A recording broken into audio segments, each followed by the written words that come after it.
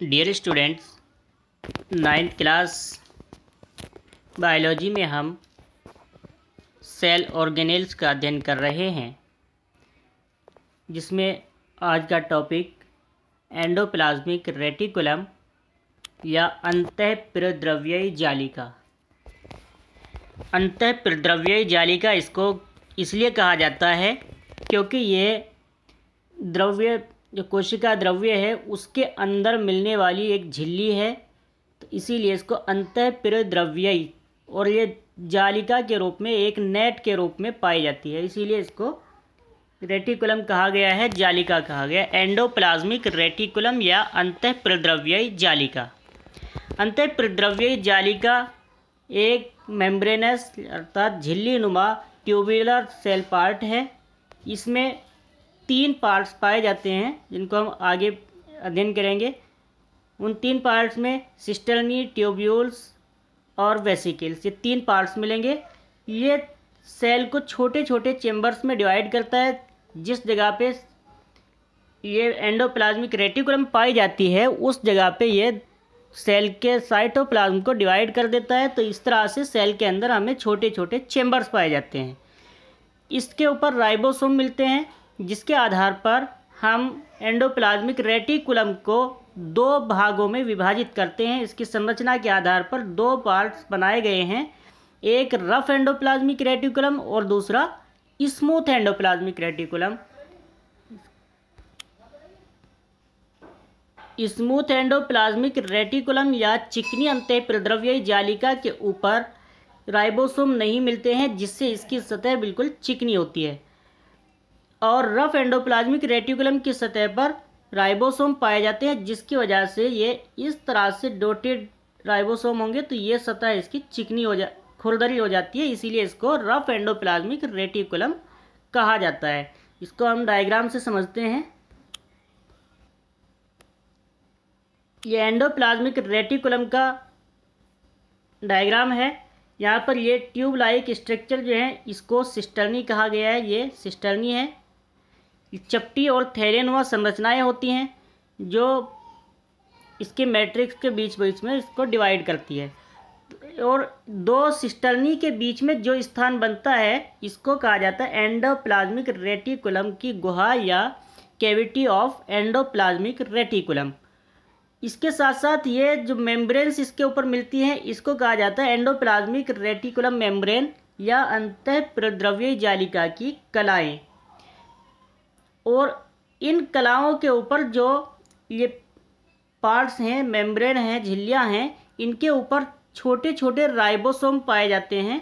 इन ribosome की वजह से ही ये खुरदरी दिखाई देती है। जिस जगह पे एक साइड में ये खुरदरी होती है, दूसरी साइड स्मूथ होती है, अर्थात राइबोसोम इस पर एक ही साइड में पाए जाते हैं, जिसकी वजह से इसको स्मूथ और रफ एंडोप्लाज्मिक रेटिकुलम का नाम दिया गया है। और इसके बीच में जो ये एंडोप्लाज्मिक रेटिकुलम की कैविटीज़ हैं, कैविटीज़ ऑफ एंडोप्लाज्मिक रेटिकुलम, इनके बीच में एक मैट्रिक्स पाया जाता है, पदार्थ मिलता है जो द्रव अवस्था में पाया जाता है। इसके बीच बीच में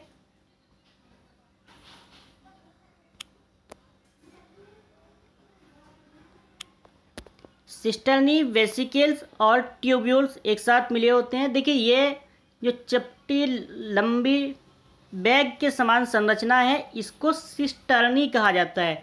ये सिस्टर्नी एंडोप्लाज्मिक रेटिकुलम को जोड़ने का काम करती है, साइटोप्लाज्म को जोड़ने का काम करती है। ये वेसिकल्स, यहाँ पे वेसिकल्स हैं। वेसिकल्स अंडाकार संरचनाएं होती हैं और यहाँ पर ये ट्यूब्यूल्स हैं। ट्यूब्यूल्स वेसिकल और सिस्टर्नी दोनों को एक साथ अटैच करने का काम करती है, अर्थात ट्यूब्यूल्स जो है ये कनेक्टर होता है वेसिकल और सिस्टर्नी का। सिस्टर्नी की सहायता से ये एंडोप्लाज्मिक रेटिकुलम सेल के बहुत सारे फंक्शन को रेगुलेट करती है। जो सेल के अंदर हार्मफुल मटेरियल्स हैं उनको बाहर निकालती है, सेल कंसंट्रेशन को मेंटेन करती है।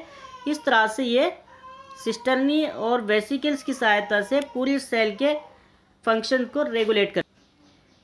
पार्ट्स ऑफ एंडोप्लाज्मिक रेटिकुलम, जैसे मैंने अभी बताया कि एंडोप्लाज्मिक रेटिकुलम में 3 पार्ट होते हैं। पहला वेसिकल है, ये 50 से 500 मिली माइक्रोन आकार की थैले जैसी संरचना है और ऑव्यूलर होती है, अंडाकार होती है। जबकि सिस्टर्नी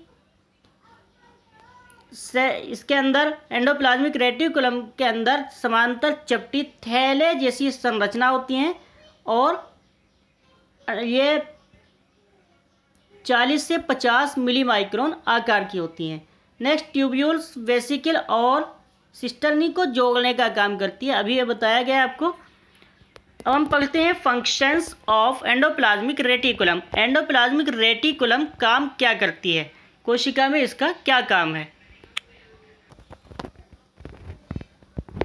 एंडोप्लाज्मिक रेटिकुलम सेल को शेप देती है, अर्थात जिस शेप में एंडोप्लाज्मिक रेटिकुलम का जो अरेंजमेंट होता है उसके अनुसार कोशिका की संरचना पाई जाती है, कोशिका को ये आकार प्रदान करती है। और कोशिका में होने वाली बहुत सी एक्टिविटीज़ को सामान्यतः साइटोप्लाज्म की जितनी भी एक्टिविटीज़ हैं उनको यह रेगुलेट करती है, मटेरियल को ट्रांसफ़र करने का काम करती है, ट्रांसलोकेट करती है, एक जगह से दूसरी जगह ले जाती है और राइबोसोम की प्रेजेंस के कारण प्रोटीन सिंथेसिस करती है, क्योंकि राइबोसोम क्या है, प्रोटीन सिंथेसिस की प्रमुख इकाई होती है। कोशिका के अंदर प्रोटीन का सिंथेसिस, प्रोटीन संश्लेषण राइबोसोम ही करता है और यह फैट, कोलेस्ट्रॉल आदि का निर्माण करने वाले एंजाइम्स को स्टोर करती है।